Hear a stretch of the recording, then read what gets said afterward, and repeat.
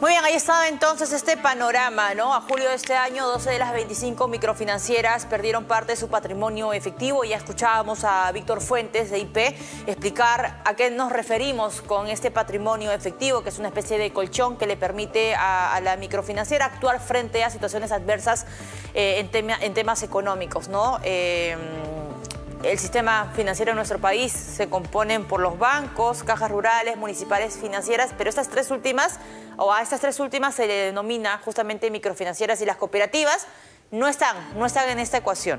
Vamos a tratar de detallar la información con Carlos Gallardo, gerente general del IP.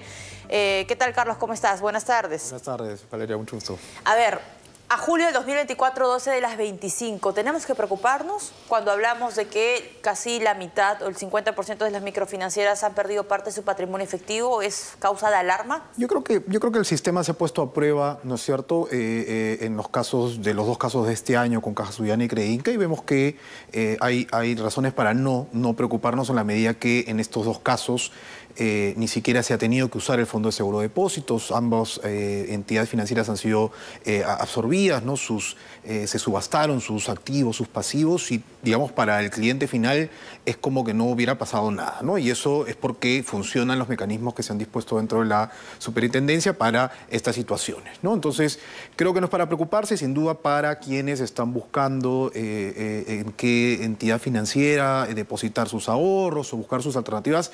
Sin duda hay, digamos, toda una gama de alternativas y una serie de criterios bajo los cuales pueden tomar una decisión, ¿no es cierto?, hacia qué entidad les es más recomendable acudir, si quieres, ¿no? Pero no creo que sea de preocupación. ¿Sigue siendo seguro, digamos, apostar mi dinero, me refiero como ahorro o como préstamo, si así lo quiero, a las financieras, a las cajas rurales o a las cajas municipales de nuestro país? Yo comenzaría por ver si la alternativa de ahorro que estoy evaluando es formal, ¿no es cierto? Y la SBS tiene una lista de las entidades que están supervisadas y que son formales, porque, bueno, alternativas de ahorro hay varias y pueden ser de un círculo familiar, de algún negocio, y entonces no están supervisadas y hay unos riesgos inherentes a eso, ¿no?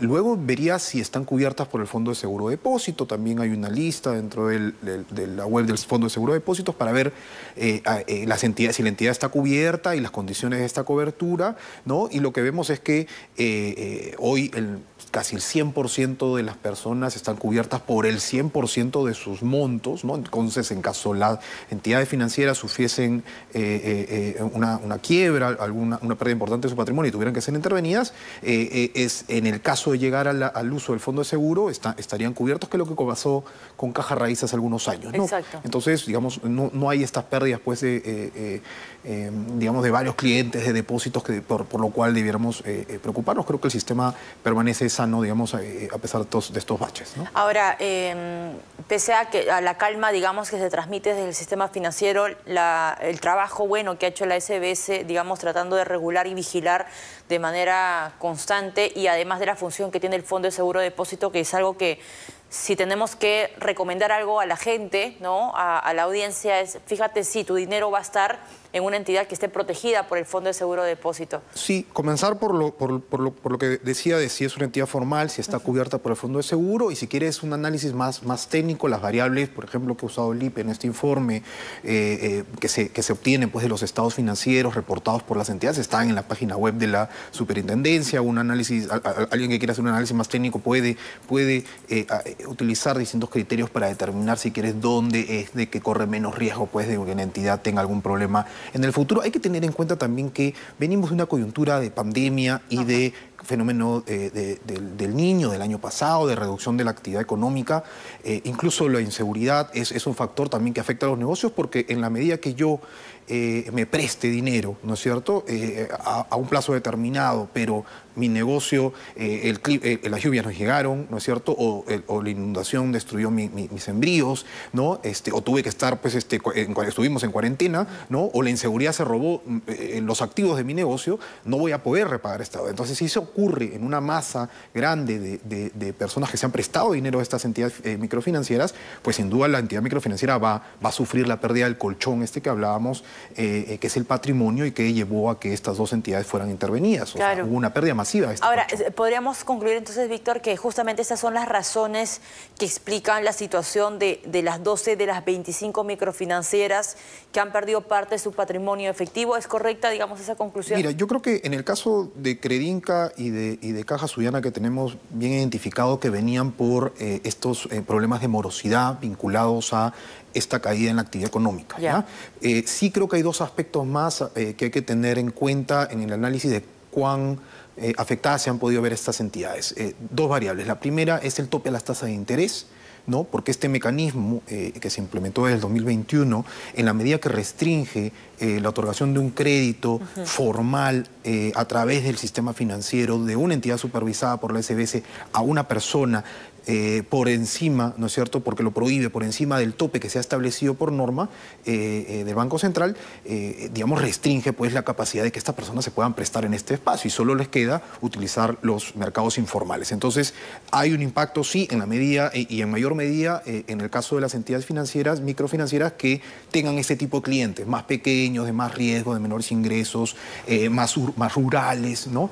Y el segundo aspecto también es la liberación ya casi habitual de la CTS, porque estas entidades se financian a través de estos ingresos que el empleador deposita a sus trabajadores y que terminan en esas entidades que son de más largo plazo, porque uno no las retira pues sino hasta que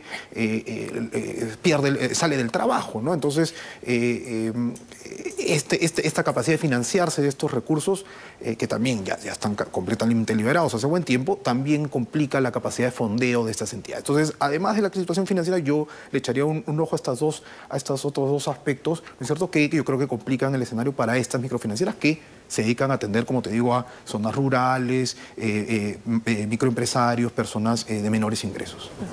Ahora, por un lado está justamente este tema del patrimonio efectivo, ya lo explicaste, y también se habla de las utilidades, ¿no?, que tiene otro concepto. Explícanos qué ha pasado en los últimos años, porque hay como 5, me parece, que en los últimos 5 años han registrado pérdidas económicas, ¿no? Claro, cuando vemos a las 25 entidades, digamos, se puede ir viendo no solo el patrimonio, sino también las utilidades que han ido generando año a año, ¿no? Eso es un indicativo, ¿no?, de que la entidad es pues autosostenible, que es sostenible, digamos, que no tiene ningún, o está lejos de tener algún problema financiero.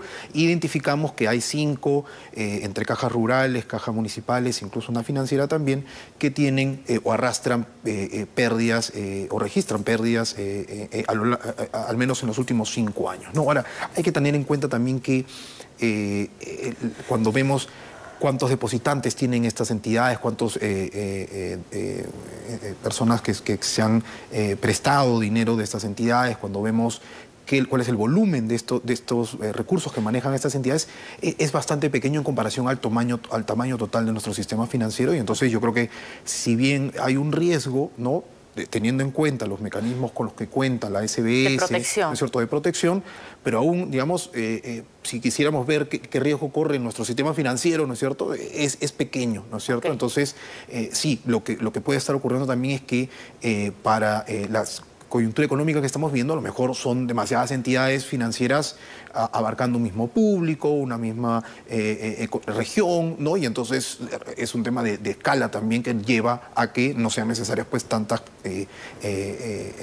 microfinancieras. Es lo que está ocurriendo con las cooperativas, por ejemplo. ¿Y es posible de repente, Carlos, y yo imagino que esto ya se ha conversado entre los economistas de IP, ¿no?, y analistas, etcétera, que en lo que queda del año 2024 se avecinen cierres, intervenciones por parte de la SBS a las microfinancieras? Yo veo que, mira, hay tres microfinancieras que tienen una pérdida de patrimonios a julio entre el 10 y el 27%.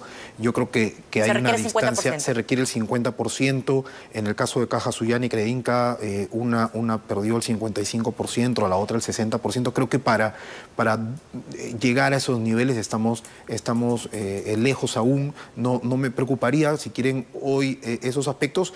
Hay mecanismos también con que cuenta la superintendencia de de fortalecimiento patrimonial a los cuales estas entidades se pueden acoger. Entonces creo que el camino para que alguna de estas entidades tenga este problema que las lleve a un destino similar al de Credinca y Sullana está todavía lejos, ¿no? Entonces estaría tranquilo por ese lado. Ok. Muy bien, Carlos, agradezco mucho que nos hayas acompañado esta tarde. De hecho, la información que acabamos de escuchar, las entrevistas con Carlos, están en la multiplataforma. Lo estamos rotando en radio, en televisión y en nuestras redes sociales. Y la información también está en la página web rpp.pe/economía. Carlos Gallardo, gerente general del IPE, estuvo con nosotros analizando la situación de las microfinancieras y la salud, su salud económica a nivel nacional. Pausa y regresamos.